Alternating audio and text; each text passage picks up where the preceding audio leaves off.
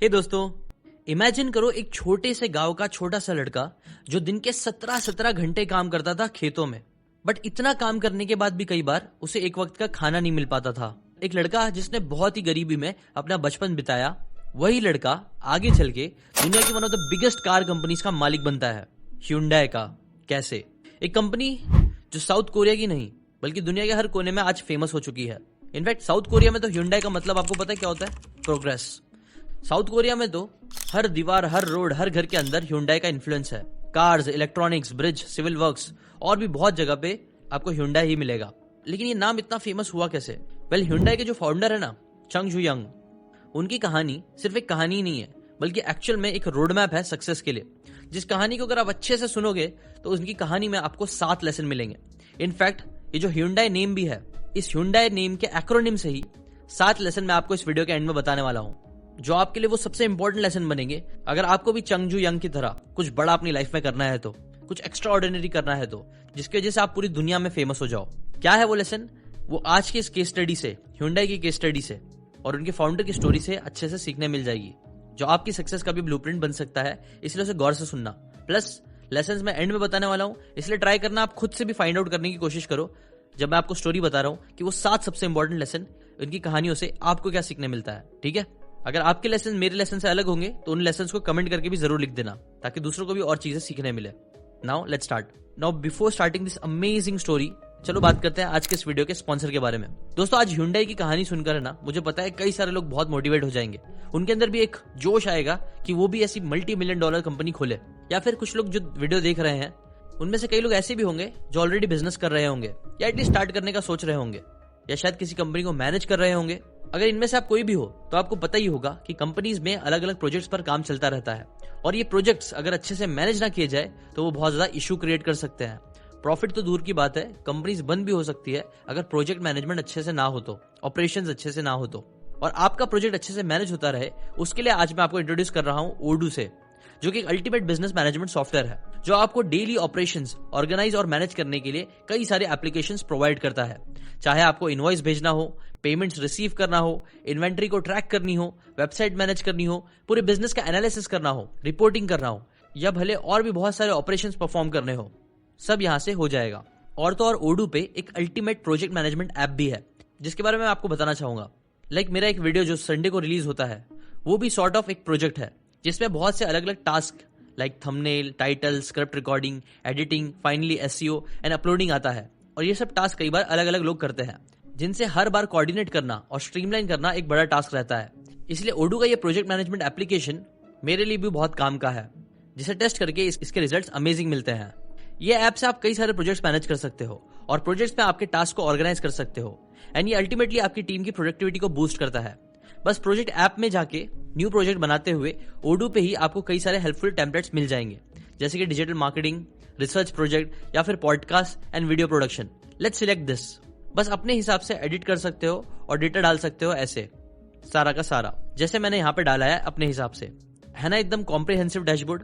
ये कैनबन व्यू है, जिसमें आप इस टास्क को प्रोग्रेस के हिसाब से ड्रैग एंड ड्रॉप कर सकते हो और यही डैशबोर्ड से सारा प्रोग्रेस भी देख सकते हो। Now opening a task. इसके अमेजिंग इंटरफेस में आप वही सब कुछ इन डिटेल डाल सकते हो, अपने क्लाइंट्स या पार्टीज को भी ऐड कर सकते हो, उनकी रिक्वायरमेंट्स एंड नीड्स को डिस्क्राइब कर सकते हो, डेडलाइन सेट कर सकते हो, टीम मेंबर्स असाइन कर सकते हो एंड डायरेक्टली पोर्टल पर कम्युनिकेट कर सकते हो। इंटरनली नोट्स भी लॉक कर सकते हो और एक्टिविटीज तो स्केड्यूल और साथ में परफॉर्म भी कर सकते हो। कर दिया ना आपका प्रोजेक्ट मैनेजमेंट इजी। Odoo पे सिर्फ ये नहीं, और भी एप्स ट्राई कर सकते हो सिर्फ 580 रुपीज के सब्सक्रिप्शन में।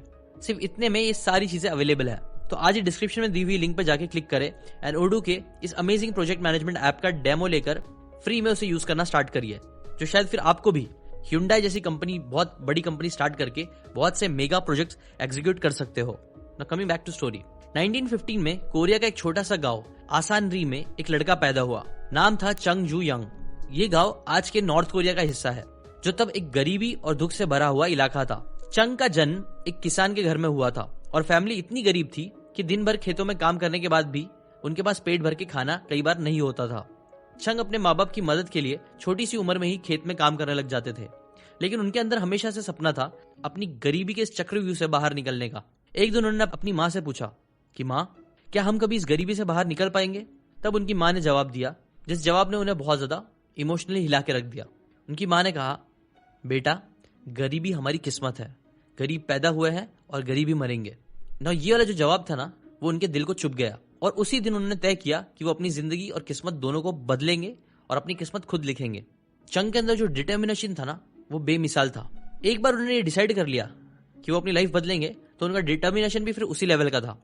आपको पता है, उन्होंने अपने घर से 4 बार टोटल भागने की कोशिश करी और भागे भी, बट हर बार उनके पिताजी उनको कहीं ना कहीं से पकड़ के वापस लेके आ जाते थे, बट फिर भी वो वापस से भाग जाता था। ये चीज उनके पेरेंट्स के लिए बहुत दुख वाली चीज थी, लेकिन चंग का जो डिटर्मिनेशन था वो शायद उनके माँ बाप के प्यार से भी ज्यादा बड़ा था, एटलीस्ट उस टाइम के लिए। इसीलिए फाइनली 1934 में जब वो 18 साल के थे, तब उन्होंने एक बार फिर अपना गांव छोड़ दिया। इस बार वो अपने सपने लेकर सोल पहुंचे। तब उनके पास ना पैसा था, ना कोई पहचान। शहर उनके लिए एक पूरी नई दुनिया थी, बड़ी बड़ी बिल्डिंग्स, तेज रोशनी और हर तरफ नए लोग। और ये सब नए लोग उनके लिए नए चैलेंजेस की तरह थे। गरीबी के छोटे गंदे कपड़े और खाली जेब के साथ उनको जो पहला काम मिला शहर में, वो था कंस्ट्रक्शन साइट पे काम करने का एज अ लेबरर। बट उन्होंने इसके ऊपर जरा भी शिकायत नहीं की। ये नहीं सोचा कि यार कोई मेरे बड़े सपने के लिए बहुत छोटा काम है, ऐसा नहीं सोचा। बस उनके अंदर एक ही चीज उनके दिमाग में चल रही थी कि मैं यहाँ पहले सर्वाइव करने पे फोकस करूंगा और फिर जीतूंगा। ना कंस्ट्रक्शन का जो काम था ना, वो मुश्किल था, बट वो फिर भी कर रहे थे। बट फिर एक दिन उन्हें सुनाई में दिया कि एक राइस शॉप है बाजू में, चावल की दुकान, जिसे डिलीवरी बॉय की जरूरत थी। तब चंग ने फौरन उसके लिए अप्लाई कर दिया और गेस व्हाट, उन्हें जॉब मिल भी गई। वहां का काम और भी टफ था। कस्टमर्स के ऑर्डर्स टाइम पर डिलीवर करना होता था और साथ ही साथ शॉप के अंदर भी काम करना होता था। पर ये सारे टाइम भी वो एक ही बात हमेशा याद रखते थे कि मैं जो भी काम कर रहा हूँ, मुझे अपना बेस्ट देना है। नौकरी भले ही छोटी थी, बट उनके काम करने का जो एटीट्यूड था ना, वो बहुत बड़ा था। वो राइस बैग को पूरे दिल से उठाता, कस्टमर्स के लिए ऑर्डर टाइम पे डिलीवर करता और जब तक पूरी शॉप क्लोज नहीं होती तब तक वहीं रहता। ये जो लेवल ऑफ डेडिकेशन था और मेहनत थी और काम के लिए प्यार था ना, वो उस शॉप के ओनर ने कभी किसी के लिए नहीं देखा था। इसीलिए सिर्फ 6 महीने में ही उसकी डेडिकेशन, ऑनेस्टी को देख के ना, शॉप का मालिक इतना इंप्रेस हो गया कि उसने उस शॉप का मैनेजर चंग को बना दिया। बट मैनेजर बनने के बाद भी उनका जो काम था वो कम होने के बजाय और ठाठ से जीने के बजाय उन्होंने और मेहनत करना स्टार्ट करी। सिर्फ कुछ सालों के अंदर चंग ने उस शॉप को बहुत अच्छे प्रॉफिट्स लाके दिए, जिस वजह से उस मालिक ने पूरी शॉप को ही उसके हवाले कर दिया। सिर्फ 22 साल की एज में वो एक छोटे से बिजनेस का मालिक बन गया था। एक लड़का जो एक छोटे से गांव से सिर्फ सपना लेकर आया था, अब वो एक ओनर बन चुका था। ये एक बहुत ही प्राउड मोमेंट था, लेकिन जिंदगी ने अभी उसके लिए और भी बहुत से चैलेंजेस लिखे हुए थे। The setback during world war 2। 1940 के आसपास वर्ल्ड वॉर 2 के आसार कोरिया पर भी पड़ने लगे। जापानीज अथॉरिटीज ने राइस रैशनिंग पे स्ट्रिक्ट पॉलिसीज लगा दी, जिसका असर डायरेक्टली उनके बिजनेस पर पड़ा। एक दिन उन्होंने देखा कि पूरी शॉप बंद कर दी गई है और उनका बिजनेस रातों रात खत्म। सोचो, जो शॉप में उन्होंने सालों काम किया था, खून पसीना अपना लगा दिया था, वो बिना उनकी कोई गलती की वजह से अब बंद हो चुका था। उनके पूरे सपने, उनकी मेहनत, सब कुछ बस एक ही बार में गायब। पर ये वही वक्त था, मैक्सिमम लोगों की तरह हार मानने के बजाय अपने आप से कहा कि मुझसे मेरी एक शॉप छीन ली गई है, पर मेरा सपना और मेरा दिमाग कोई नहीं छीन सकता। चंग ने इस सेटबैक को एक नई अपॉर्चुनिटी के रूप में देखा और फिर उन्होंने प्लान बनाना स्टार्ट किया कि अब नेक्स्ट क्या किया जा सकता है। चंग ने सोचा कि वो एक ऐसे बिजनेस में घुसेंगे जो उनसे कोई छीन ना सके, खाने पीने की चीजों से दूर। और यहीं से शुरुआत हुई एक्चुअली ह्यूंडई की कहानी। 1940 में उन्होंने बहुत रिस्क लेके पैसे जमा करके एक गैरेज खोला, जहां पे उन्होंने कार रिपेयर्स करने पे फोकस किया। और यहाँ पे भी उनका जो डेडिकेशन था वो नेक्स्ट लेवल का था। वो ऐसे लोगों को कार रिपेयर करके देते थे कि लोगों को फिर प्रॉब्लम्स आती ही नहीं थी। उनके काम का एक ही मोटो था, स्पीड और क्वालिटी। मतलब जल्दी काम करके देंगे और क्वालिटी काम करके देंगे। इस वजह से ही बहुत ही जल्दी उन्हें बहुत अच्छा ट्रैक्शन मिलने लग गया, लोग उनके पास आने लग गए।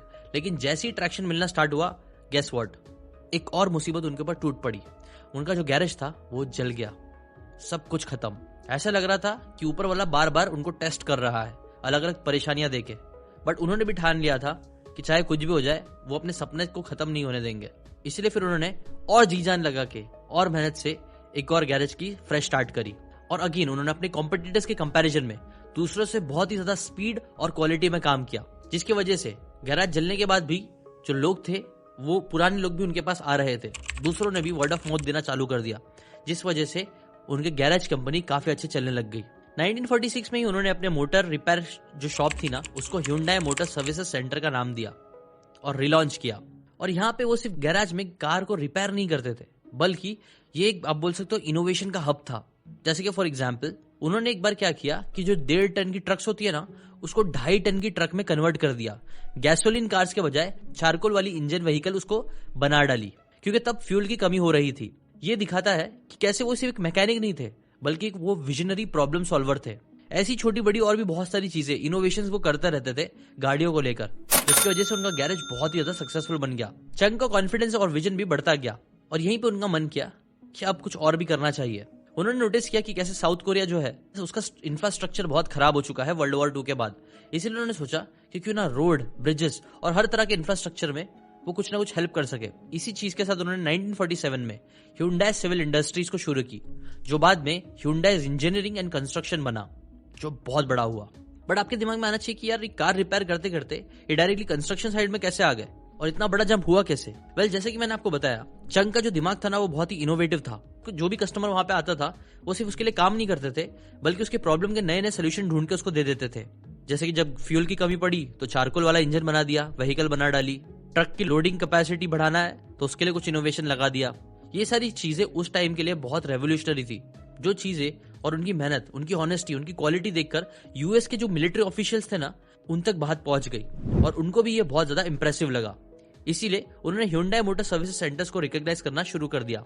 अमेरिकन ऑफिशियल्स ने देखा, ये एक जो बंदा है ना, वो हमेशा टाइम पर काम करके देता है और हर प्रॉब्लम का कुछ इनोवेटिव सोल्यूशन भी निकाल के देता है। इस वजह से लोगों ने उनके ऊपर ट्रस्ट करना स्टार्ट कर दिया। अमेरिकन लोगों ने उनके ऊपर ट्रस्ट करना चालू कर दिया और यहीं से उनका एक ट्रांजिशन में मिला, जहां पे उन्होंने कार रिपेयर करने के साथ साथ यहीं से उनको फिर कार रिपेयर और मेंटेनेंस के कॉन्ट्रैक्ट्स मिलने लग गए बड़े बड़े।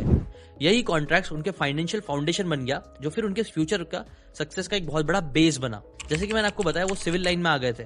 अब उसके लिए बहुत सारे पैसे चाहिए होते हैं। ये पैसे उनको यहीं से मिलना स्टार्ट हुए थे, अगेन उनके काम और डेडिकेशन की वजह से। इसके बाद भी उनके पास ऐसा नहीं था कि बहुत पैसे हुए थे, नहीं, अभी भी उनको अपने प्रॉफिट्स को साइड में निकाल के बहुत रिस्क लेके इन्वेस्ट करना पड़ा। लेकिन उनको अपने ऊपर भरोसा था, अपने टाइम पे, अपनी क्वालिटी पे भरोसा था, जिस भरोसे पे फिर दूसरों ने भी भरोसा करना चालू कर दिया और इसी बेसिस से फिर उनको बड़े बड़े कॉन्ट्रैक्ट्स मिलने लग गए।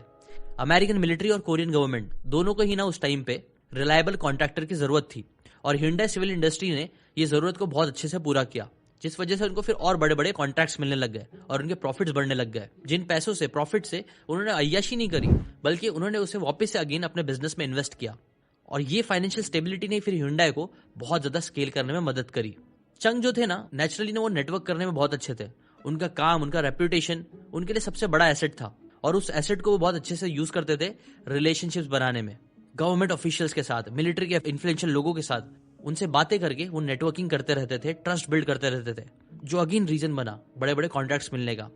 और बड़ी बात ये भी थी ना कि चंग को रिस्क लेने से कभी भी डर नहीं लगता था। जो भी अर्निंग्स वो कमाते थे, बड़ा बड़ा अमाउंट, वो अगेन अपने बिजनेस में री इन्वेस्ट कर देते थे। फाइनेंशियली अनसर्टेनिटी भी होती थी, बट स्टिल उनको रिस्क लेना पसंद था और इस वजह से फिर उन्हें बेशुमार दौलत, शोहरत, हर एक चीज मिलना स्टार्ट हुई। बट बात यहीं पे रुकी नहीं। 1967 में चंग ने ह्यूंडई मोटर कंपनी की शुरुआत करी। तब वो 50 साल के हो चुके थे। जिंदगी के इस स्टेज पर कई सारे लोग तो सफर एंड करने का सोचते हैं, रिटायरमेंट लेने का सोचते हैं, लेकिन चंग के लिए तो ये एक नए सफर की शुरुआत थी, जो अगेन बिजनेस की ही थी।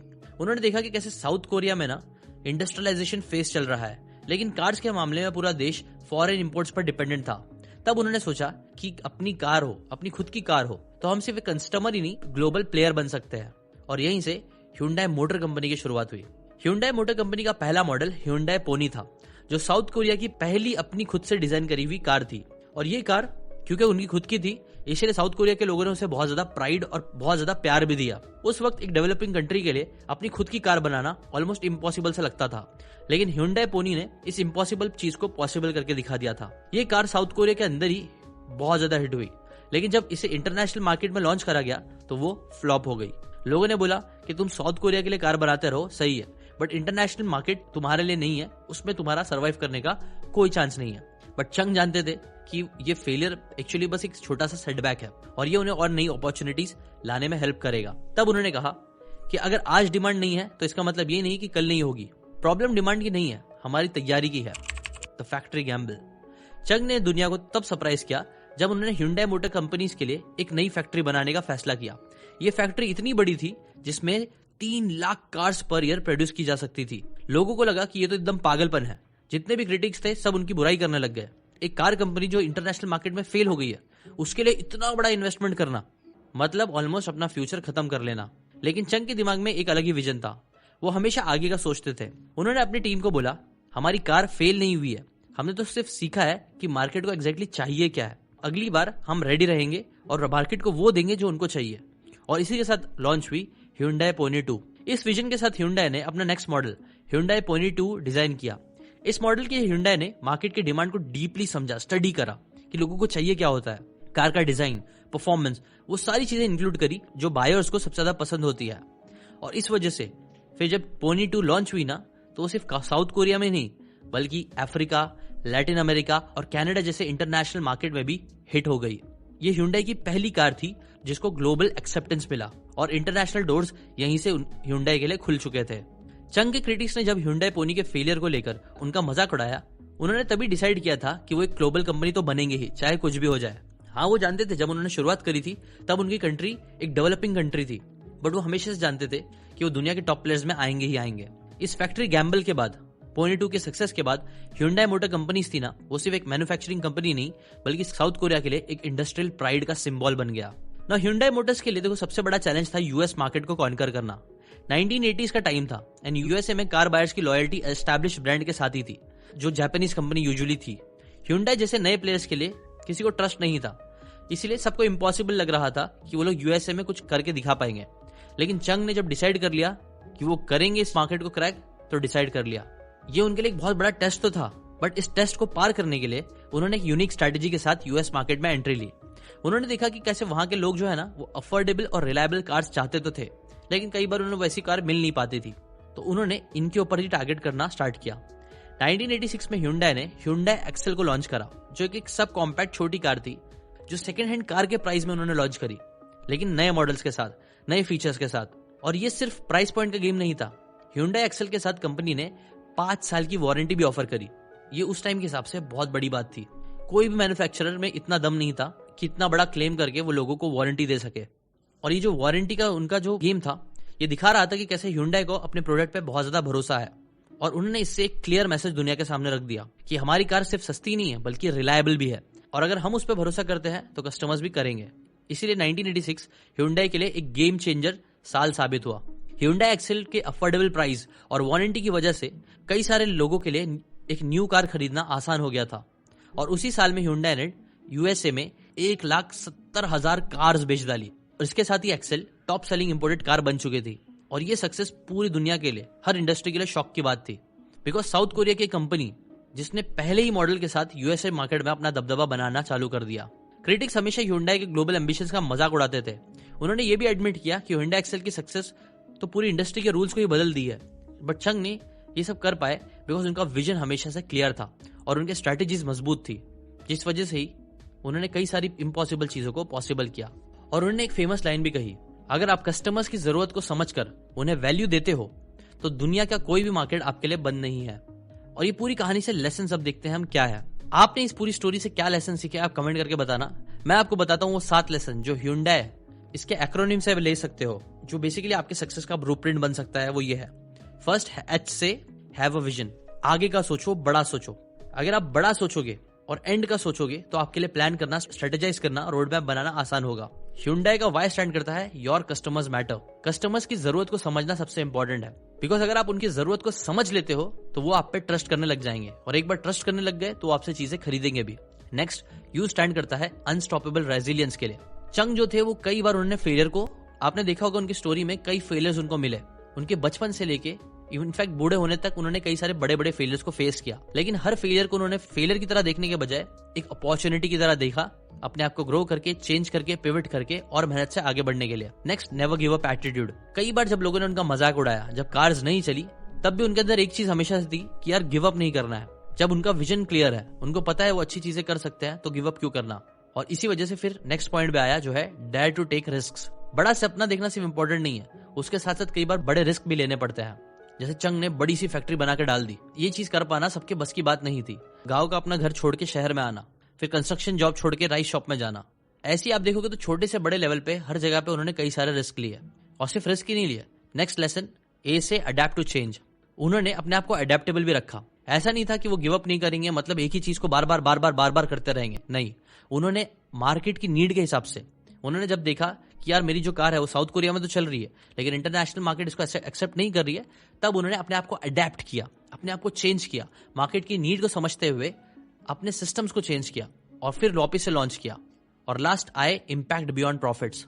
जो चंग जो थे ना, उनको अमीर बहुत बनना था, सक्सेसफुल बहुत बनना था, बट उनका हमेशा गोल सिर्फ पैसा नहीं था, उनको सोशल इम्पैक्ट क्रिएट करना था, कुछ बड़ा करना था।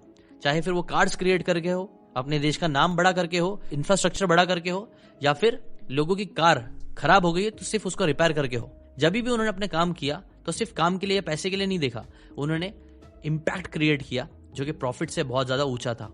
और यहीं पे मैक्सिमम लोग मात खा जाते हैं। और यही थे वो 7 लेसन जो Hyundai की स्टोरी से आपको जरूर सीखने चाहिए। अगर आपके दिमाग में और भी कोई लेसन आया है तो वो कमेंट करके जरूर बताना। और अगर आपको ऐसी केस स्टडीज पसंद आ रही है तो भी कमेंट करके बताना। मैं और ऐसी interesting case studies, business case studies आप लोगों के लिए लेके आता रहूंगा ताकि आप भी अपनी लाइफ में कुछ बड़ा विजनरी चीजें कर पाओ।